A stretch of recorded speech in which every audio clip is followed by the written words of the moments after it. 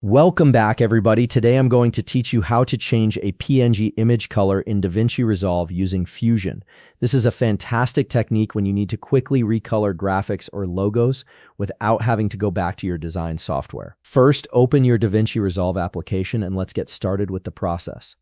Once you're in, look at the bottom of your screen and click on Edit. This takes you to the editing workspace where you'll set up your composition before diving into Fusion. Now, on the top left of your screen, click on Effects, and from the drop-down, click on Effects again.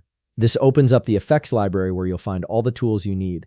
In this library, locate Fusion Composition and drag it directly onto your timeline. This creates a Fusion clip that acts as a container for all the node-based effects work we're about to do.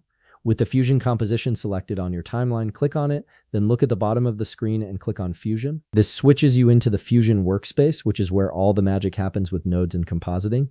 Once you're in Fusion, head back to the top left and click on Effects, then click on Tools. This gives you access to Fusion's extensive toolset. In the search bar, type bitmap and drag it onto your nodes area.